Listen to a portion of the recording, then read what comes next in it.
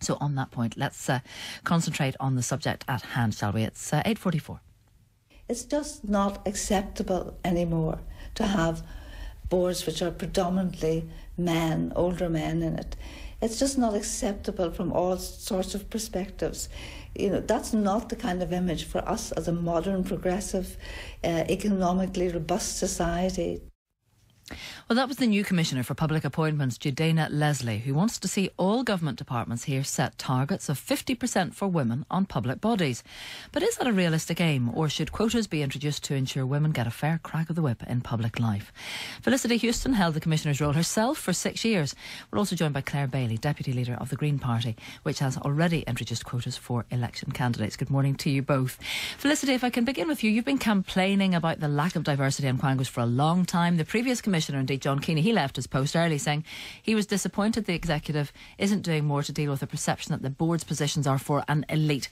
Doesn't sound like the government's listening. I have to say that's quite correct, Karen. This argument has been made for years. I welcome the new Commissioner's current robust stance and wish her all the best with it, but this has just been going on for years and years, and it tends to suggest that the powers that be at the top really don't care. They don't see a problem. They would argue that point voraciously. I'm sure they would simply say we are doing our best. It's a slow process. Well, how long is slow? You know, I mean, how many years are we going to have to wait? There's been a big, robust change in the makeup of the FTSE 100 boards, where there's a lot of complaints about the fact there are very few women on them. And in 10 years, there's been a dramatic change. In Northern Ireland, in 20 years, nothing has changed. So are quotas the answer? Well, I personally don't like quotas because I think, you know, then everybody sits around and wonders, is that person sitting on this board because they're part of the quota rather than because they got their merit? So it is a difficult thing. I think targets are a good start, but they really have to be taken from the top by the ministers and the permanent secretaries and said, right, this is something we're going to do. We're going to find 50% of our applicant pool to be women and do something to encourage it. Claire, that's an issue with a quota system, isn't it? That people might look at those women appointed and say, well, they're token gestures. Yeah, absolutely. And I have to say that I don't think that quotas are a great idea because it gets people incapable of doing the job into positions of power. I support the idea of quotas because I think we have done absolutely nothing to address the inequality that women have faced for millennia over this society. Well, it's Green Party policy, isn't it, to have a third of your candidates women? Is that not selling yourself a bit short? Why not 50%? 60-40 is our quota, and our target is at least a third.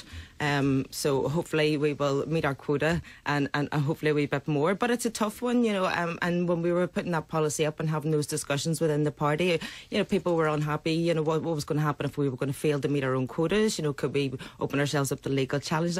That still, in my opinion, was not a reason to implement them. It just was a reason to show that we needed to try harder.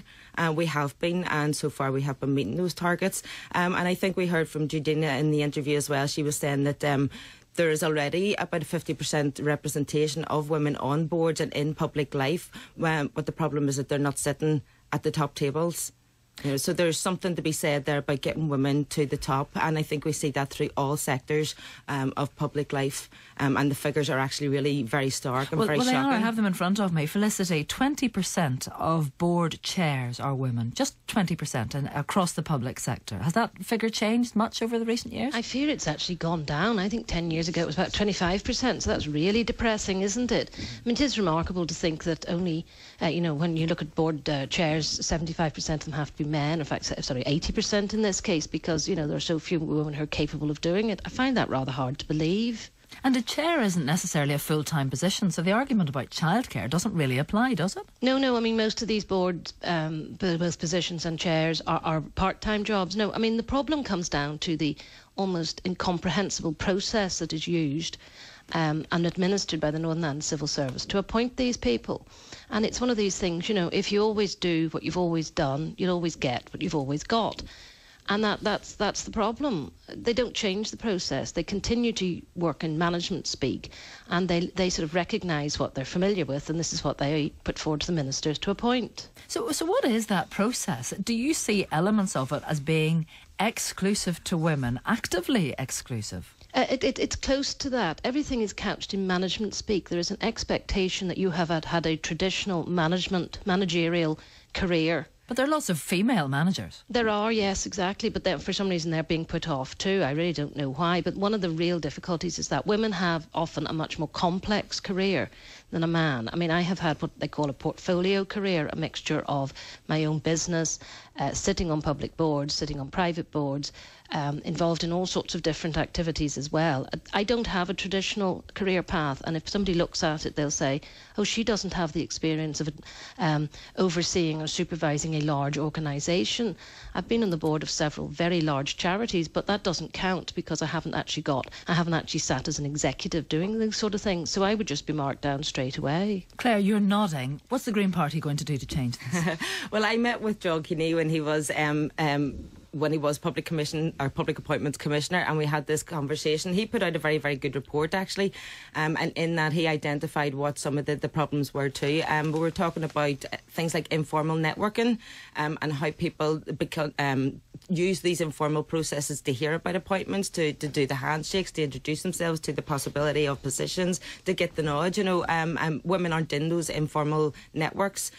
So that's a big problem. It's things like language, particularly language on application forms for these posts as well. Sounds like an old school Thai club. It's been the same. It's exactly as we just heard there. If you always vote the way you've always voted, you're always going to get what you've always got. And if we want to create change, we need to start making the change.